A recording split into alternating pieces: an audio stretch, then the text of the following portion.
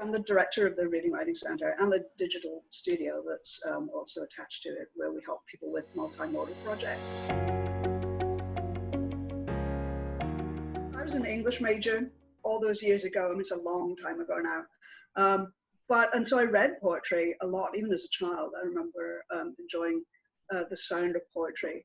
But actually, I didn't start writing anything, or not seriously, until I was almost 40. So I guess I was having a midlife crisis. I quit my job and I went traveling, and I did, and I started writing, but I started writing prose. I started writing some memoir stuff, and I worked on 3 different novel manuscripts because that was what I was more used to reading by then. And I had a 3rd novel manuscript that I thought was, it wasn't the worst thing I'd ever written, and it seemed to have some legs, and I'd been through a number of revisions. So I went to Sarah Lawrence, actually, to a 1-week workshop in the summer, and it was a fiction workshop. And every day we started with an exercise, sitting around the table, we would do a writing exercise. And I can't remember the prompt now, or even exactly what the exercise was, but my response to it was clearly a poem. I mean, I even wrote it in lines. And that was, apart from some childhood stuff, that was the first time that I had ever done that. And it was really weird. It was like one of those road to Damascus moments. It makes sense in retrospect, because a lot of the prose that I was writing was kind of poetic, I suppose, the way that I was using language. But I still don't know to this day where that came from. It wasn't a good poem, but it was really as simple as that. I didn't give up writing fiction in that moment. I did a couple more revisions on that novel manuscript, even tried to get, so I have an MFA in poetry, but the first time I applied for programs was for fiction. And everyone turned me down, which is perhaps a good thing, but I don't know. But anyway, I kept writing poetry, and fairly soon after that, I stopped writing anything else. I really don't write very much of anything else these days. I teach all kinds of writing, but when I'm teaching writing, but I don't write anything else really myself, because I feel as if I don't have the time and the energy for, long prose pieces. So poetry has that advantage. It's very, it can be as long as you want it to be, but the poems I write are very short. Not that they don't take a long time, sometimes they really do, but you get a draft really quickly, or you can get a draft quickly if you, if you dash something off and use that as your raw material. For me, at my age and with the life that I lead, which is, kind of busy sometimes, that works well. So I've stuck with it. But yeah, it was kind of an accident, really, and I'm so glad that happened. But I don't think I'll ever get a novel published. So that was, what I got out of all of that was a poem and more poems and then more poems, and so we go on. I got into working in writing centers, and then was applying for those kinds of jobs, mostly some teaching jobs. And this is the one that came up that I got hired for. And so I was, glad to have a job and glad to know what I was going to be doing for at least the next little while. But since I've been here, and so my position actually is still an interim position. That's because it was kind of last minute, so that's how I was hired. And so, but having been here even when I'd only been here for a few weeks, I found a great place to live in a great neighborhood that is walkable because I don't have a car, so I walk to work, that is walkable, and I love this city. And it's just, it's a great place for poetry and for the arts in general. I love the whole kind of laid back atmosphere. I'm not saying it's a perfect place, but I've lived in a lot of places and I've rarely felt this much at home. And so now I'm really hoping that I get to stay. So I came here thinking, well, what it is for a year, maybe a couple of years. And now I really don't want to leave. So, and I love my job too. It's weird to be sitting here by myself because my job is a lot of talking to people all the time and working with a fairly large team. And now I'm sitting here by myself, trying to keep that going, but it's not the same. But I love, all of those interactions, and I love to help people with words and writing, whatever kind of writing they're doing. So I write a lot about, I'm one of those big sky thinkers, you know, so this is not always the best thing for a poet, because it's too easy to get carried away with great big ideas, you know, forget to anchor it to specific detail, or, you know, specific sounds, specific images, which is what really makes a poem work. It's what makes most writing work, is you have to be specific. But yeah, I write a lot about the world that we live in, and both I write some eco poetry. I write a lot of feminist poetry. I'm non-binary, so I write a lot of work that relates to that journey. That's about as personal as it gets, I suppose. I write about the situations that I found myself in, and how that relates to the world at large, I guess. And I try to make it that connection between my experience and the experiences that other people might have had. But a lot of it is looking outward to the wider world of, you know, humanity in general, and how we relate to each other, how we connect or not. But interestingly, I don't find it easy at all to write in the moment. So a lot of people out there, I see on my poetry Twitter, a lot of people are writing about coronavirus, and I'm like, how do you even do that? You know, I don't know what I think about that yet. And it also seems so obviously like jumping on a bandwagon. I'm like, oh, so, yeah, people must write about whatever they feel moved to write about, obviously. But that, I don't know how to do that. It's not as specific as that. I think you need to put, for me, I need to put things more in context. And while you're living through something is probably not the best time to put it in context.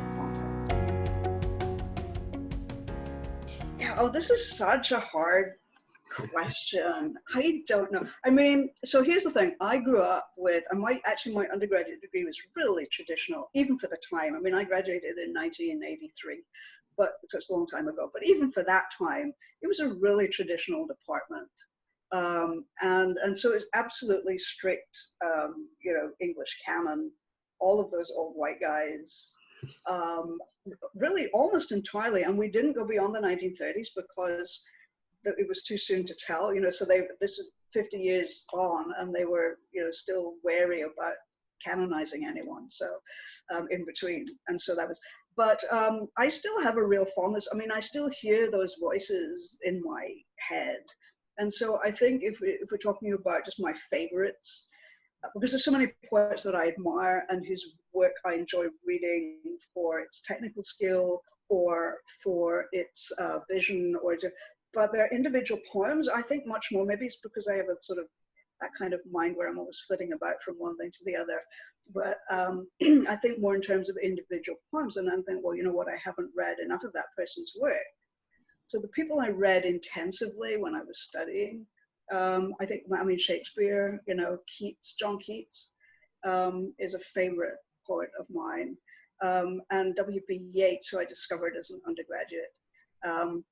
And these are, you know, poets who move me. So I go back to their work and enjoy it because I enjoy reading it. And I don't know that I'm influenced. I hear echoes of it sometimes in my head, and I try and not put them on the page because, you know, I don't want to sound like someone else too much. But yeah, I hear those, I still hear that work.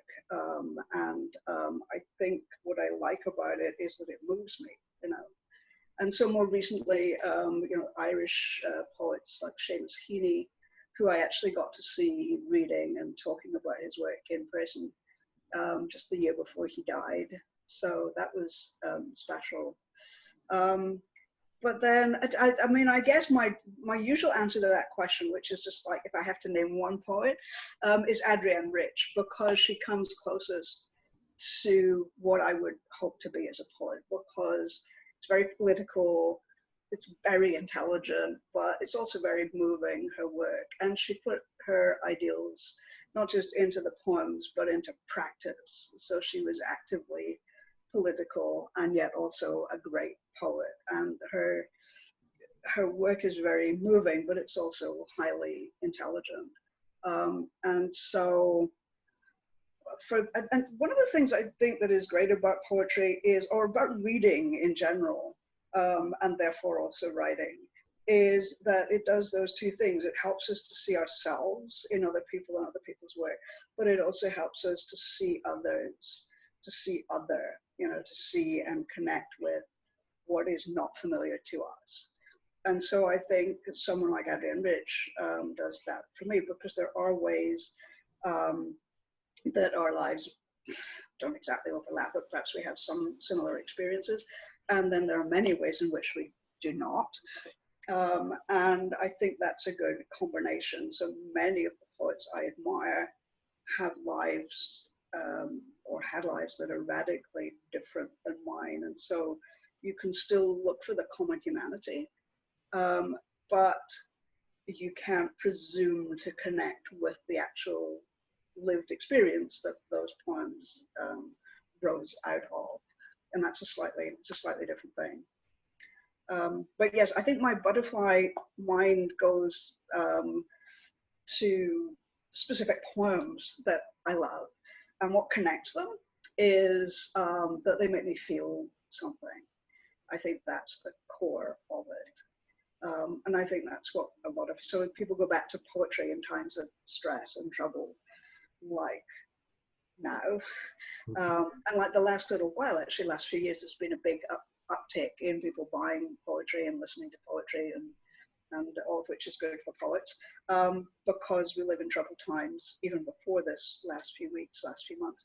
And I think a lot of that is because it's words and music, and so you have songs, also literal songs or literal music, but I think that combination, if you find a poem that makes you feel something, feel connected, allows you to express an emotion through reading and sometimes through writing, I think that's what makes it work. Yeah, so this is another seemingly a simple question that is actually really difficult to answer. But the reason why I find it difficult to answer is because I don't like giving advice. I feel like that's really presumptuous. So I'm thinking about what I do if I'm teaching poetry. And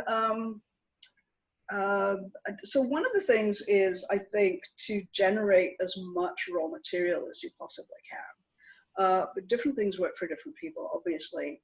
But to write down as many things as possible and not worry about what form they're going to take. Whether it's free writing or whether it's journaling or whether it's just making a lot of notes, noticing things and jotting them down, but to get a lot of raw material. And that can also include, other people's things that you've read and things that you've seen and things that you've heard.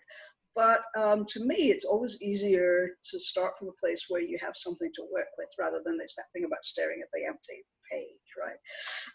And so there are all kinds of different techniques and exercises that you can do, but I think that's really important. And then I guess the sort of universal advice, which still some people don't, believe me when I say this, but reading, you really have to read and read and read. Not just poetry though, all of the things, and listen to language, and not just your own language, but other languages, and just to hear how language sounds, and then observe, so you're listening, you're actually reading to see more formally how other people have put words onto a page, listening to how people talk, listening to the music of language generally, and then try to make connections between all of these things. So you have the raw material, you have all of these exemplars of how other people have put words down on a page in the past, which you don't have to follow. You can do something completely different if you want to. And also just not being afraid to do it. So what I see a lot with students actually when I'm teaching poetry, or writing of any kind, is this fear of doing something wrong, but you can't, because there really is no wrong thing. Some stuff will appeal to people more than others, and there are kinds of, cliches and ways of doing things that are considered not fashionable anymore, or maybe there are ways that you can bore a reader, by by not being attentive to detail, or by saying something that they've heard a million times before, all of these things. But we all have those days when we go to that place, and you know, the key thing is being able eventually to distinguish the good stuff from the not good stuff. That's part of the practice of an experience of writing. I decided to go back a ways and read something that is an example of a poem that started out as several different poems or parts of poems that got cobbled together, and I think turned out fairly well. It's actually the title poem of this little book called Breakfast for the Birds, and it has a little nod toward New York as well, which is my favorite city and which is kind of suffering at the moment. So it's called Breakfast for the Birds.